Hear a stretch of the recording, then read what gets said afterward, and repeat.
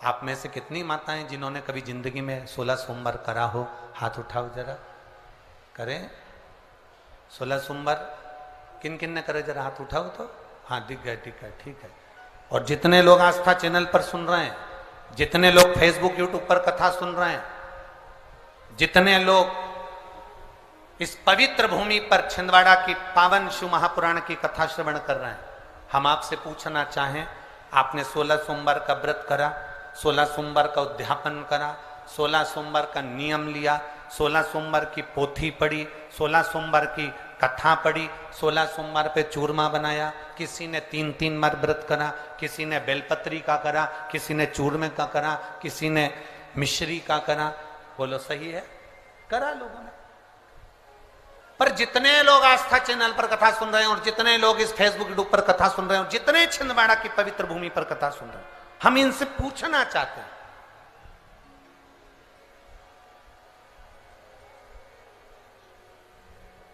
5 व्रत नहीं, 6 व्रत नहीं, 7 व्रत नहीं, 11 व्रत नहीं, हमारे सनातन धर्म में तो 11, 21, 51, बोलो सही है, 7, 5, ऐसा नियम चला आया है हमारे सनातन धर्म का कि 5 व्रत करना है, 7 व्रत करना है, नवरात्रि के 9 व्रत करना है, 11 व्रत करना है, 21 व्रत करना है, 31 करना है, 108 करना है, 1008 करना है। ऐसा नियम हमारे शास्त्रों का चला आया।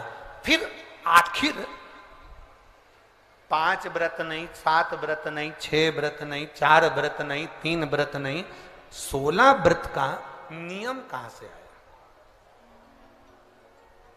16 व्रत ही क्यों?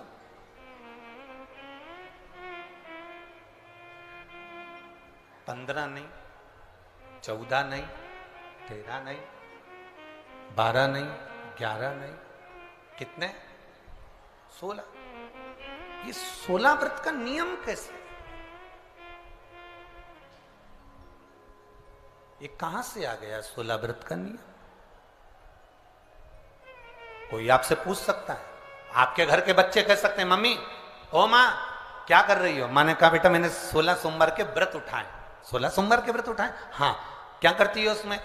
बेटा शाम के समय जब तीसरा पहर होता है, प्रदोष काल होता है, प्रदोष का जो समय होता है, शाम का जो समय होता है, उस शाम के समय पर हम 16 सोमवार का पूजन करते हैं। शिव जी का शिवलिंग का निर्माण करना या शंकर भगवान का शिवलिंग घर में उसकी पूजन अर्चना करना, उसका निर्माण करना और पूजन करके जो भी चीज से हमने सोमवार करे हैं, जो 16 सोमवार के प्रथम सोमवार में चूरमे से करो, चाहे तुम बेलपत्री से करो, चाहे तुम मिश्री से करो, जिससे तुम पहला व्रत करोगे, 16 की 16 व्रत उसी चीज से होंगे, उसी प्रसाद से होंगे।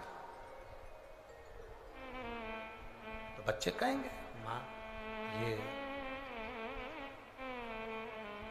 16 व्रत का विधान कहां से आया, 16 व्रत का नियम कहां से आया? आपके बच्चे पूछ सकते हैं, आपसे पूछेंगे, आपके बच्चे आपसे पूछेंगे कि ये 16 व्रत का विधान कहां से आया, 16 व्रत का नियम कहां से? तब आपको बताना है। अवंतिकापुरी उज्जैनी में एक कन्या रहती थी जिसका नाम सुगंधा था। बड़े ध्यान से सुनना, 16 सोमवार के व्रत तो आपने बहुत करे हैं, पर 16 सोमवार में 16 सोमवार का नियम कहां से आया? 15 नहीं, 14 नहीं, 5 नहीं, 6 नहीं, 7 नहीं, 21 नहीं, 20 नहीं, 16 का नियम कहां से आया? वो 16 के नियम को जाने। और यहीं से 16 सोमवार व्रत की प्रारंभता है, इस कथा की प्रारंभता। और जिन जिन को स्मरण में ना हो, मेरी माताओं से निवेदन है, जिनको नहीं मालूम है कि 16 सोमवार के 16 व्रत का विधान कहां से आया, उनको आप सुना सकते हो, आप उनको बता सकते हो। अवंतिकापुरी में एक सुगंधा नाम की एक बड़ी सुंदर कन्या रहती थी, बड़ी सुंदर थी। उसमें उसके चेहरे पर बड़ा आकर्षण था, उसके चेहरे पर बड़ी चमक थी, उसके चेहरे पर बड़ी रौनकता थी, बड़ी रौनक। अब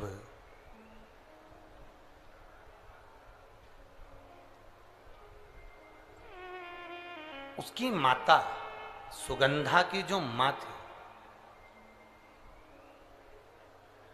सुगंधा जो कन्या थी, उसकी जो माता थी जिसका नाम रेणुका था, वो रेणुका एक काम बड़ा विचित्र करती थी। किसी भी देवालय में जाती थी, किसी तीर्थ में जाती थी, किसी मंदिर में जाती थी, किसी शिवालय में जाती थी, किसी तीर्थ स्थान पर जाती थी, पुष्प साथ में ले जाए ना ले जाए, प्रसाद साथ में ले जाए ना ले जाए, सोना चांदी दान करने के लिए ले जाए ना ले जाए, पैसा धेला कहीं चढ़ाने ले जाए ना ले जाए, वो एक इत्र की शीशी में रुई को भिंगोकर एक डब्बी में भरकर लेकर जाती थी। और उसका नियम था वो रेणुका का कि वो रुई, वो कपास, वो जो इत्र लगा हुआ जो पदार्थ, जो इत्र लगी हुई जो रुई है, उस रुई को, उस कपास को भगवान के दरवाजे पर, चौखट पर उसको लगा कर आती थी। ये रेणुका का नियम था, ये सुगंधा की मां का नियम था।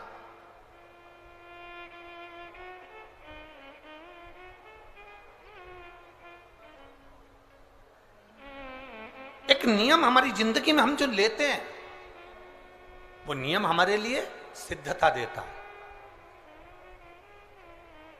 आप में से कई माताएं ऐसी बैठी होंगी जिन्होंने नियम लिया होगा कि मैं शिव जी के मंदिर में जब भी जाऊंगी, मैं देवादिदेव महादेव के मंदिर में जब भी जाऊंगी, मैं शंकर भगवान के मंदिर में जब भी पहुंचूंगी तो वहां झाड़ू लगा दूंगी, मां पोछा लगा दूंगी। बैठी हैं ऐसी माताएं यहाँ पर जो मंदिर में जाकर कभी झाड़ू पोछा लगा देती हो, हैं?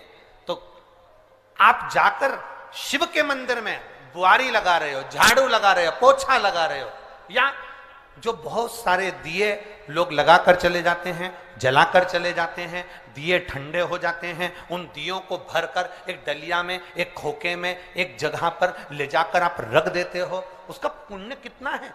शिव महापुराण की कथा करी, कितना पुण्य।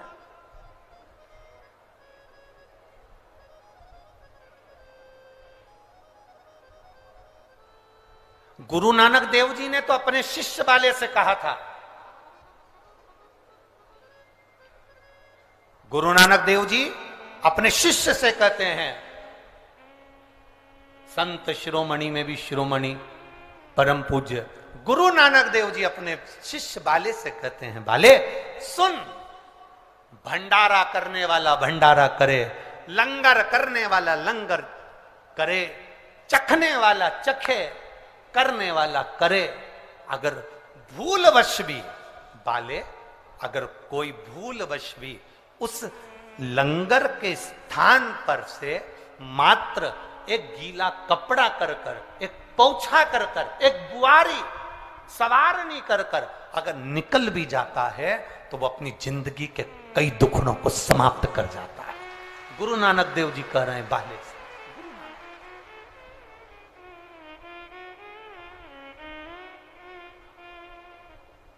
अब शिरोमणि संतों में शिरोमणि गुरु नानक देव जी कहते हैं कि कोई लंगर करे, कोई लंगर चखे, मतलब कोई भंडारा करे और कोई भंडारा खाए, कोई लंगर करे, कोई लंगर चखे।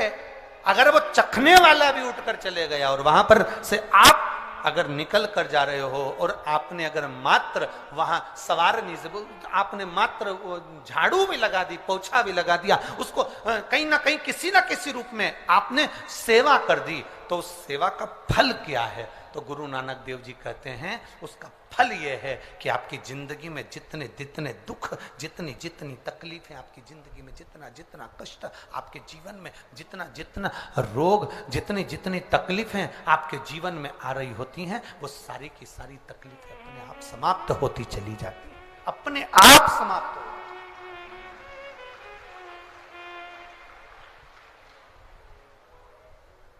अब रेणुका नियम था, एक इत्र की शीशी में से इत्र निकाल लेती थी, उस इत्र को रेणुका वो भगवान की जो चौखट थी, भगवान का जो द्वार था, भगवान की जो दरवाजा था, भगवान का जो द्वार था, भगवान की जो चौखट थी, उस चौखट पर उसको लगा देती। रेणुका, उसका फल क्या मिला? अभी इस पत्र के माध्यम से अपन ने सुना, इन्होंने जो फोटो लगाए करे सब, इस पत्र के माध्यम से अपन ने देखा कि डॉक्टर ने कह दिया, डॉक्टर ने बोल दिया कि गर्भाशय में जो बच्चादानी है उसमें इतना तत्व नहीं, इतना बल नहीं है उस बच्चेदानी में कि वो बच्चा सहन कर ले। पर पहले भी आपको कथा में कहा, देवता देते हैं पल्ला झाड़ कर और महादेव देते हैं छप्पर फाड़ कर। ये महादेव की देने की रीति बड़ी